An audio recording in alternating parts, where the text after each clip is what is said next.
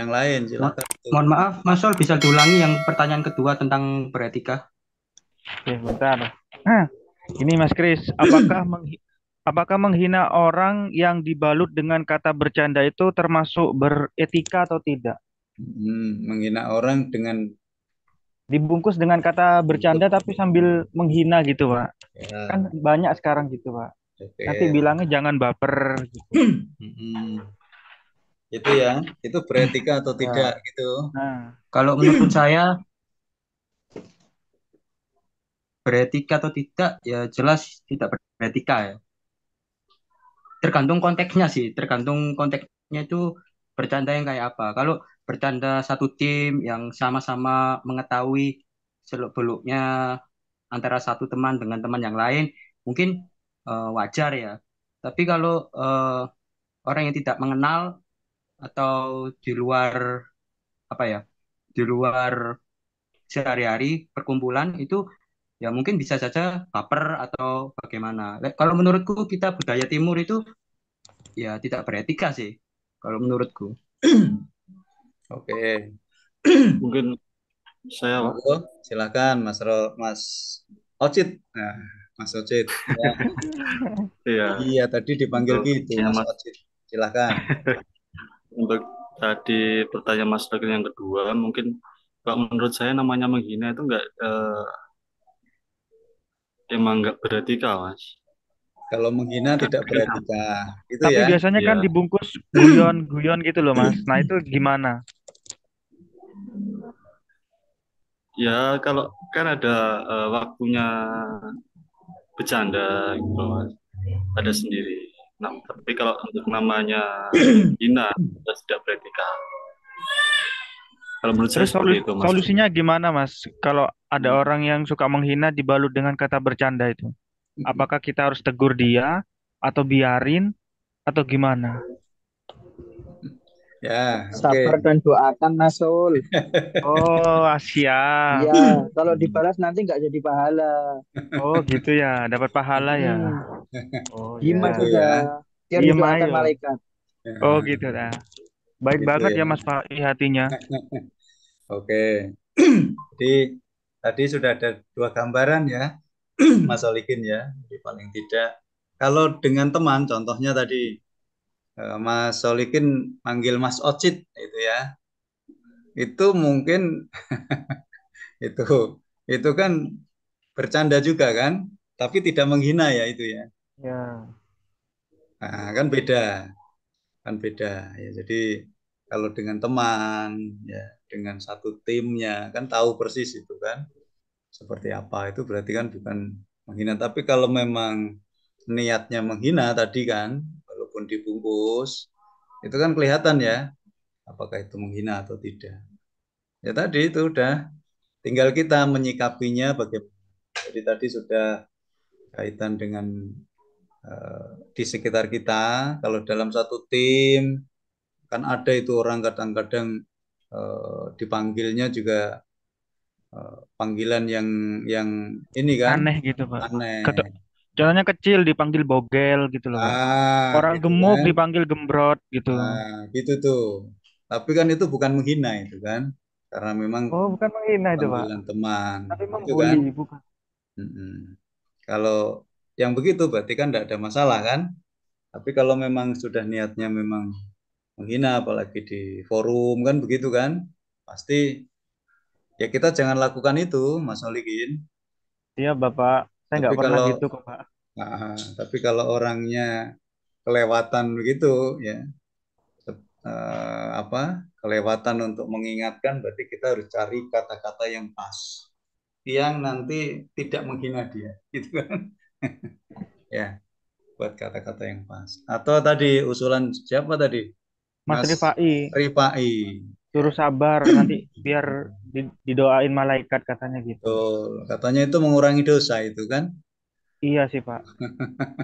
Ya, jadi balas dengan kebaikan itu ya, sudah kita doakan. Itu lebih bagus kalau bisa begitu, wah top itu udah. Ya, jangan sampai nanti gara-gara kata-katanya itu malah kita nanti yang kalah ujungnya kita tidak fokus untuk kerja, mikir itu aja, itu yang nggak boleh. Itu ya, Mas Solikin ya. Baik, Bapak, siap. Oke. Terima kasih. Terima kasih, teman-teman. Izin bertanya, Pak. Lanjut, baik, baik, Mas Dwi Santoso. Pak Ya, Dwi Pak. ya. Untuk terkait apa ini jenjang karir tadi, Pak. Mm-mm. Itu sistemnya biasanya di ketika bisnis itu seperti apa, Pak? Karena saya melihat kok kadang itu berubah-ubah ya. Mereka memberikan Mm. jenjang karir, tapi tidak ada kejelasan yang pasti. Sistemnya pasti apa, modulnya kayak apa. Jadi dari sisi karyawan itu kadang ya cuman kayak paling cuman dikasih harapan, jadi seperti kayak gitu sih, Pak. Mm-mm. Itu harusnya itu seperti apa ya, Pak, perusahaan itu kalau memberikan jenjang karir ini? Oke, ya, pertanyaannya bagus ini ya. Jadi jenjang karir karena ya itu yang akan membuat kita sangat semangat dan mencurahkan apa yang kita punya di perusahaan itu kan. Salah Betul, Pak. satunya itu. Oke, itu pertanyaannya. Silahkan teman-teman ada Eh, yang saya, menanggapi. Pak, Oke. mungkin begini, kalau ada apa pegawai dua, yang satu hanya kerja saja tapi tidak menghasilkan omset apa-apa, terus yang satunya juga kerja tapi menghasilkan omset, otomatis kan yang naik jenjang karirnya yang nomor dua itu, Pak, yang kerja tapi menghasilkan omset. Biasanya kan di perusahaan itu melihat juga, atau nggak asal kerja saja. Mm-mm. Orang itu bekerja tapi juga harus menghasilkan gitu. Kalau cuman kerja saja tidak menghasilkan, ya akan tetap kayak gitu posisinya, nggak bakal naik gitu. Oke. Mungkin kayak gitu sih, Pak. Misal dia sudah mencapai targetnya, Mas. Doanya mencapai target. Heeh. Dia sudah Oh, maksudnya Kalau, mencapai Mas, kalau Mas Mas, target Solikin menentukan dari sisi omset, hasil. berarti target hasil, berarti kan semisal dua-duanya itu terpenuhi targetnya. Mm-mm. hmm, Karena kita nggak ngebahas targetnya ya, tapi ngebahas sistemnya yang Mm-mm. baik untuk Mm-mm. kelanjutan ya si karyawan ini, bukan ngomongin target tadi. Oke. Misal ya salah satunya target dan lain-lain. Jadi nggak sekedar melulu itu gitu. Jadi ada Oke. kejelasan yang pasti sih, Mas. Ya. Seperti Oke. itu. Nah, oke. Itu tadi masukan dari Mas Olikin. Yang lain, Ya, teman-teman yang lain silakan.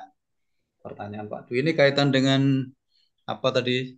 SOP-nya, betul, Pak. sistemnya. Gitu. Ya, Heeh. Oke, monggo. Untuk dari Putu, Pak, Oke, silakan Pak Putu. dengan seperti itu Pak Dwi ya. Mm-mm. Mungkin kita Dwi, saling share lah, bukan saling memberi jawaban atau apa, saling share betul, lah. betul. Kalau dari saya, menurut saya dari SOP itu yang dinilai dari pertama ya segi ATR, attendance ratio atau tingkat kehadiran, terus kompetensi, eh, apa namanya, kompeten yang disebut kompeten kan kalau di breakdownkan lagi itu ada tiga. Mm-mm. Satu eh, attitude, dua skill, tiga knowledge. Knowledge, oke. Setelah itu baru kita lihat KPI-nya per tim ataupun per individu. Mungkin itu Pak sementara Pak. Ya, itu sudah ke ini ya. Bahkan lari ke SDM segala itu. Nanti. Ya Pak. Oke. Ya nggak apa-apa. Memang ini nanti akan terus membuat ini kita akan lebih berkembang pemikiran kita di situ. Karena sudut pandang masing-masing kan berbeda ya. Tadi Mas Solikin dari omset, itu kan ya. ya, Nah, Bapak. oke, lanjut. Yang lain, silahkan. Ini ada 19 ini loh yang hadir ini. Silahkan, yang lain.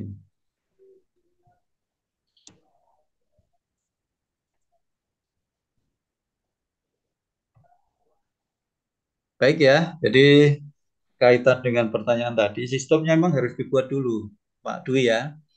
Jadi sistem SOP, aturan main memang harus dibuat. Ya, jenjangnya, jenjang karir terutama itu harus jelas. Ya, contoh kalau di ASN misal itu kan sangat jelas itu. Ya, untuk jabatan tertentu harus contohnya untuk sekelas apa camat itu misalnya ya, itu kan minimal harus golongan 3 itu ya, 3 apa itu misal C atau D gitu misal itu ya, itu nanti dia akan masuk eselon berapa, kemudian ada persyaratan apa dia, jadi tidak bisa dari apa namanya golongannya belum masuk dia sudah diangkat. Jadi memang banyak banyak ini ya, banyak apa namanya ada standar-standar di situ penilaian, termasuk tadi eh, apa namanya kerjanya, etos kerjanya dari omset. Ya, kalau yang tadi berarti berdasarkan yang attitude, skill tadi ya yang disampaikan oleh Pak itu berarti standar kompetensinya. Termasuk juga kaitan dengan kehadirannya. Itu kan juga mempengaruhi itu kan etika. Jadi memang sistemnya harus dibuat baku. Ya, di situ juga nanti akan jelas orang jenjang karirnya berarti kalau dari staf marketing, berarti staf dulu dia. Atau kalau dari awal apa namanya, marketing eksekutif gitu ya, misal ya, dalam usaha itu. Kemudian nanti kalau dia memang bagus, ya,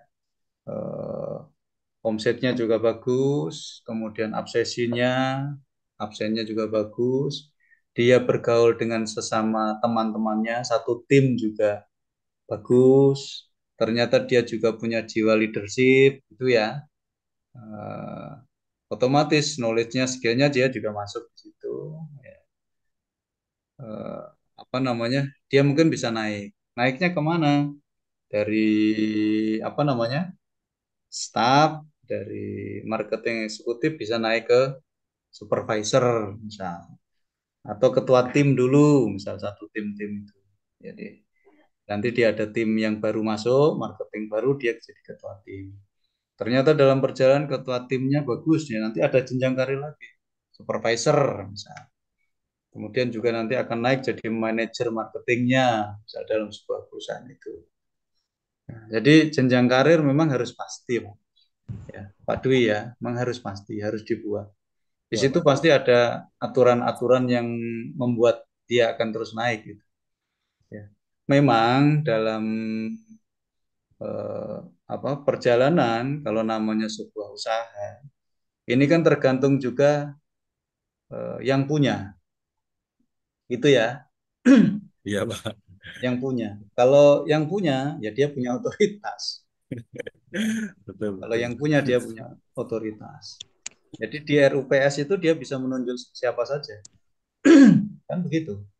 Ya, Ya, ya sah-sah saja, itu tidak keliru karena memang aturan legalnya begitu.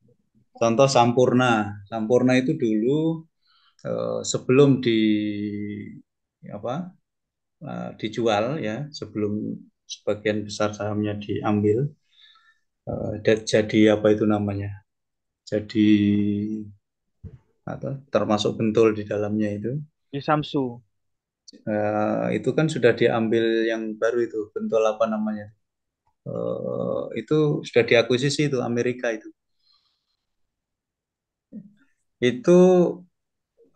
dulu si Sampurna itu PT HM Sampurna yang punya goal awal ini punya anak juga namanya Michael Sampurna ya, dia dikuliahkan lulusan luar, sekolah bisnis di luar, ini contoh saja ya.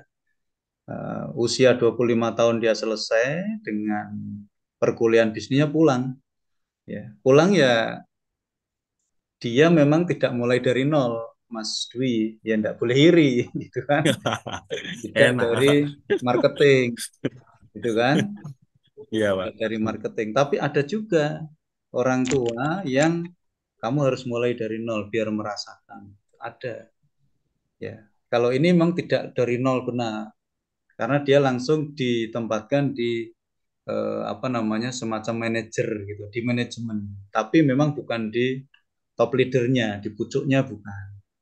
Ya, agar dia juga sambil belajar di situ, sambil dibimbing yang sama topnya. Nanti paling sekian tahun, ya gitu itu RUPS diganti dia. Ya gitu, kalau faktor itu kedekatan, itu juga salah satu faktor. Apakah itu beretika?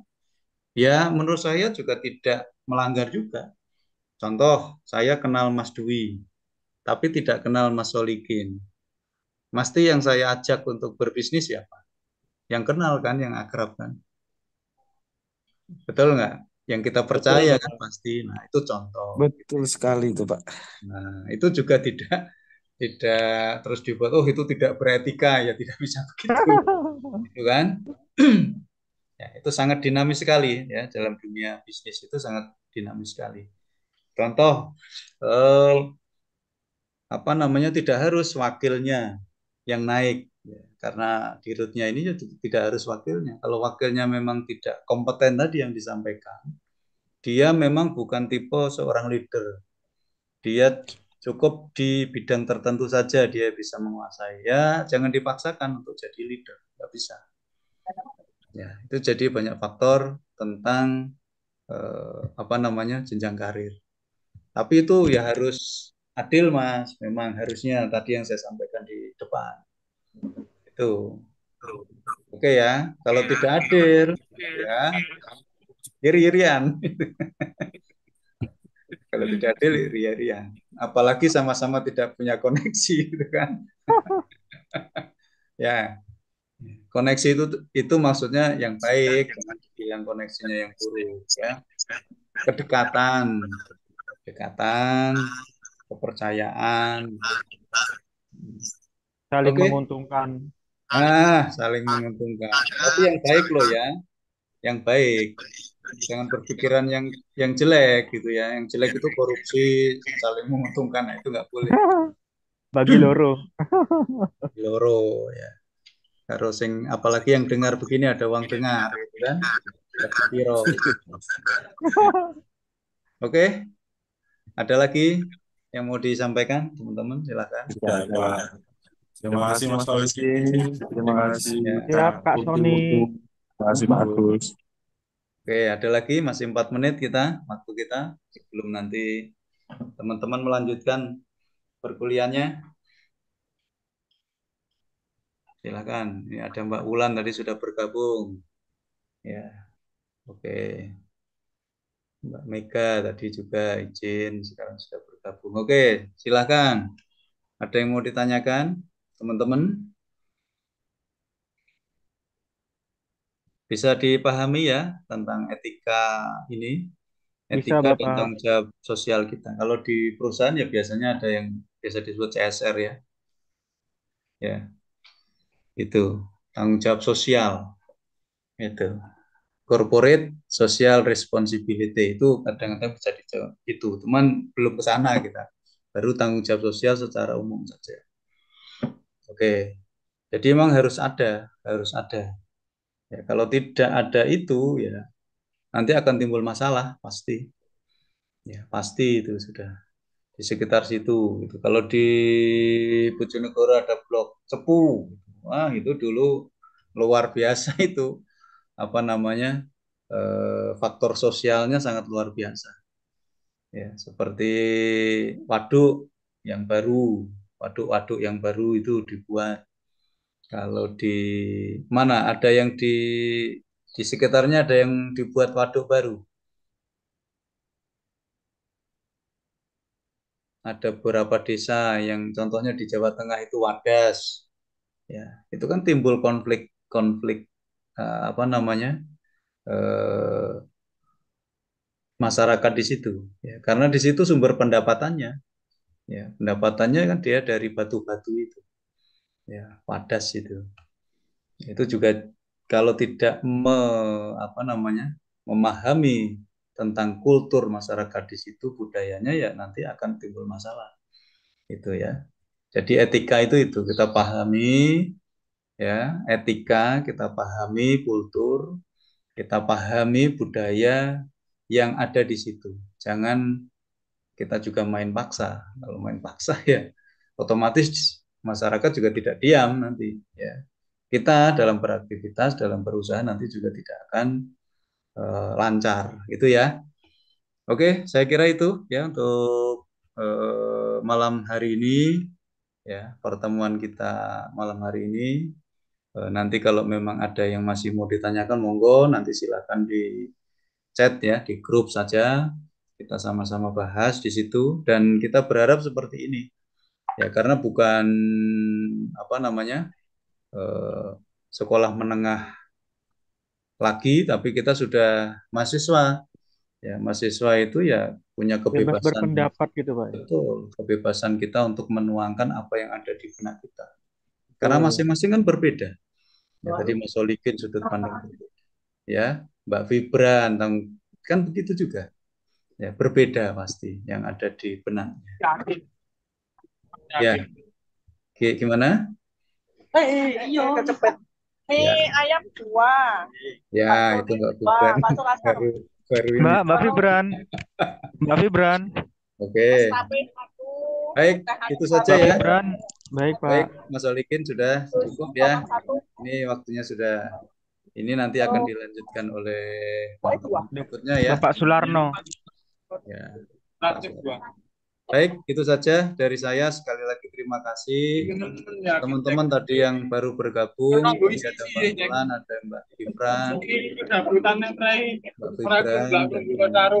Oke.